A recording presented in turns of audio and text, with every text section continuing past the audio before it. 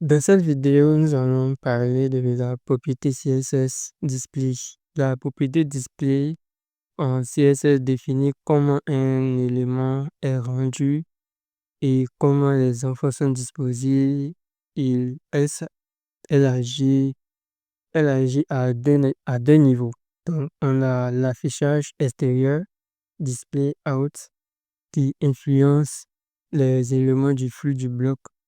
Il y a l'affichage intérieur qui définit l'organisation interne telle que display, flex, grid, table, etc. Donc, au niveau de la principale valeur courante, on a le bloc. Le bloc, il signifie que l'élément occupe toute la largeur disponible. Donc, si c'est un bloc, il va occuper toute la largeur disponible et commence sur une nouvelle ligne.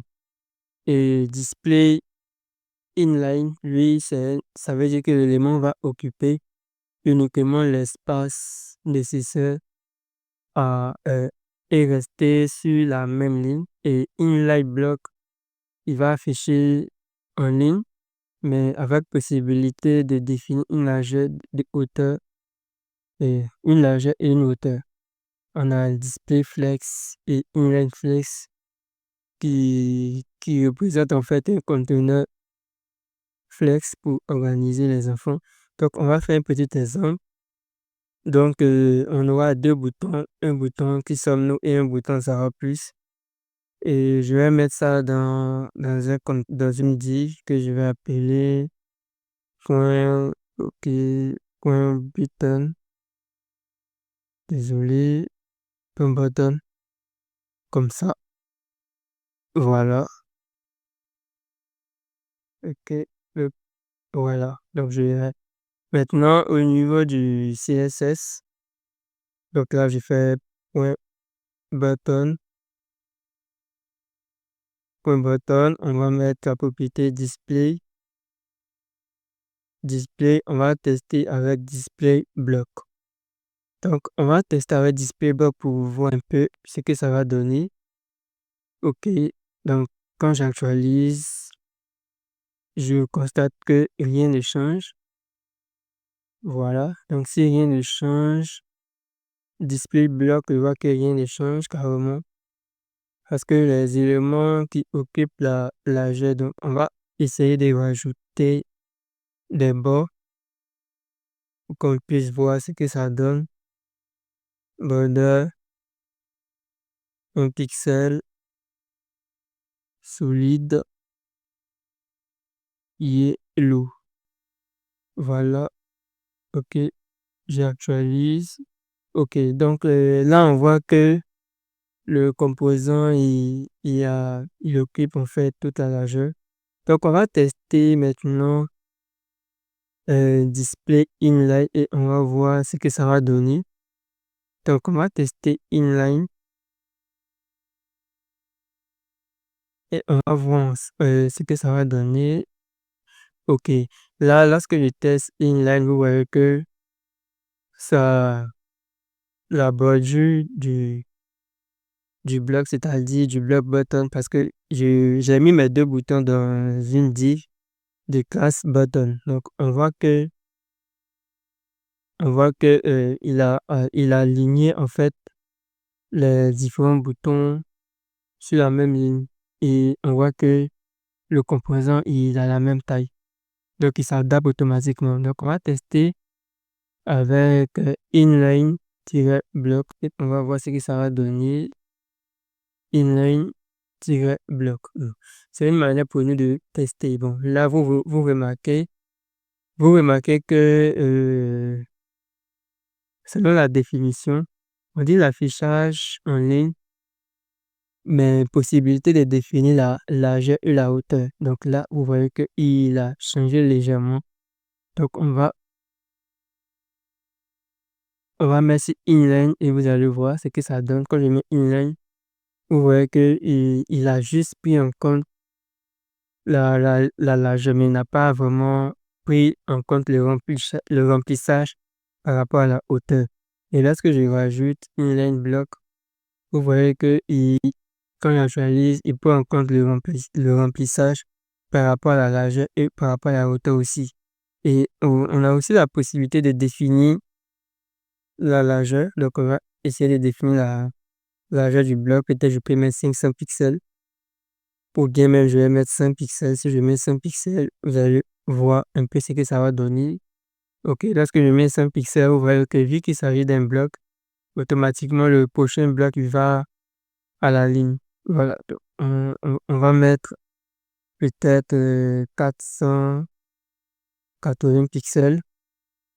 On va rajouter un padding à, à 15 pixels. Donc, je rajoute le padding à 15 pixels et j'enregistre. OK. Donc là, je viens de rajouter un padding. OK. C'est pour que il, voilà. C'est pour qu'il ne soit pas totalement collé. Voilà. Donc, on va tester encore une grille. Donc, on a display grille. Donc, au niveau de la display grille ou display flex, donc le contenu flexé pour organiser les éléments selon le modèle Flexbox. Voilà. Donc, on va venir tester avec flex, pardon, display flex. Quand j'actualise, oh, désolé, c'est ici, je devais actualiser. Bon, quand j'actualise, il s'organise selon le modèle Flexbox. Bon, là, on va définir peut-être le gap du conteneur lorsqu'il s'agit d'un composant flex. Donc, on va définir le gap. Le gap, je vais mettre à 10 pixels et on va voir ce que ça va donner. OK, donc vous voyez un peu, quand j'ai mis le gap à 10 pixels, vous voyez que ça a espacé un peu le bouton. Donc, on va essayer de rajouter un troisième bouton. Donc là, je vais mettre le contacter. Voilà. Et j'actualise. OK. Donc là, j'ai mis le gap à 10 pixels. Donc ici, je peux essayer de remonter le gap. Peut-être je vais mettre le gap à 30 pixels carrément même.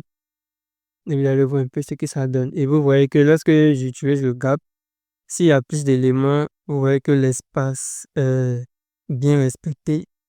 Et on va essayer de retirer le padding et vous allez voir ce que ça peut, ça peut donner. Et vous voyez un peu, voilà, le gap est respecté carrément. Donc, je peux, si je vais retirer le bord, l'affichage de bord, vu que ça ne me sert vraiment à rien.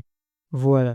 Donc, il existe aussi le contenu display, inline block, inline grid, inline flex ou flex. Voilà. Donc, vous pouvez toujours vérifier, vous pouvez toujours continuer à lire, essayer de comprendre comment l'utiliser et tester au fur et à mesure. Donc, je pense qu'on va s'arrêter là pour cette vidéo. Donc, on a vu quand même. Bon, avant de s'arrêter là, il y a aussi une propriété display qui permet carrément de faire disparaître un élément. Voilà. Donc, si je veux faire disparaître un élément, je vais faire display non. Désolé si je n'ai pas en parlé. Donc, là, c'est display non que j'ai utilisé. Donc, je peux remettre. Donc, display none, ça permet de faire disparaître un élément. Ou bien, si je veux aussi, je peux décider qu'il disparaît, que le bouton disparaît au survol. Donc, si je veux faire ça, donc je vais faire button. Là, je vais utiliser l'élément balise, deux points, over. Voilà, et je vais faire display none. Voilà. Donc, j'actualise d'abord. Quand je survole, vous voyez qu'il disparaît. Mais vous remarquez que lorsque le bouton disparaît, vous voyez quelque chose de bizarre.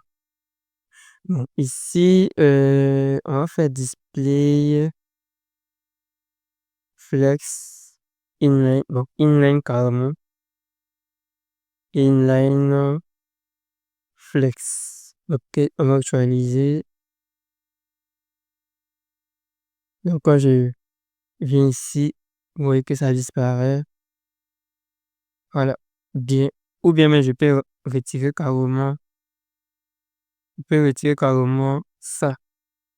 Comme ça, vous voyez que, voilà. Donc, ou bien, ou bien même je peux décider de faire disparaître tout le composant carrément. Donc, tu fais ça, il disparaît.